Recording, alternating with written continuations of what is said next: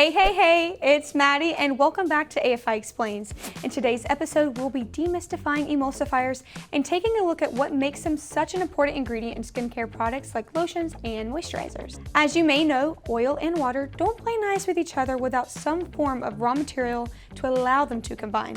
Emulsifiers such as emulsifying wax have molecules with a water-loving head and an oil-loving tail. So the water-loving head attaches to the polar and water-based molecules of a formula, while the tail attaches to the non-polar and oil-based molecules in the formula. So this forms micelles, the little spherical structures that contain the oil molecules. These micelles are formed in oil and water emulsions, which mean the oil is emulsified into the water. Micelles are opaque, meaning they cannot be seen through. When there are a lot of oily ingredients in an oil and water emulsion, more micelles are formed. As such, the formula takes on a thick and creamy appearance.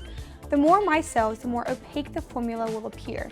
That's why water-based lotions and creams are usually white or off-white in color. Emulsifying wax is a combination of cetyl alcohol and fatty acid esters. Cetyl alcohol is made up of fatty alcohols, which are water-loving among the many alcohols that are nourishing for your skin and hair. Fatty acid esters are also nourishing ingredients made from a combination of fatty acids and alcohols. When cetyl alcohol and fatty acid esters are combined using a chemical reaction called ethoxylation, emulsifying wax is formed. Emulsifying waxes with a positive or cationic charge molecules leave a silky feel when it's used in skin and hair care products. They have a nice dry down and do not leave a greasy residue feeling. So non-ionic emulsifying waxes with no charge leave a non-powdery, nourishing feeling on your skin and hair that traps the moisture in. The usage rates of these emulsifiers vary based on the manufacturer and the variety of ingredients used, so be sure to check what levels each can be used at in your formulas. In order for emulsifiers to be properly, emulsify, heat must be involved in the process. In chemistry, heat equals energy. Without enough energy, the emulsion may not work and your lotions and creams may separate over time. As such, both your oil and water ingredients need to be heated separately to ensure that there's enough energy to support the chemical reaction. Once the two phases have been heated to equal temperatures, they can be combined.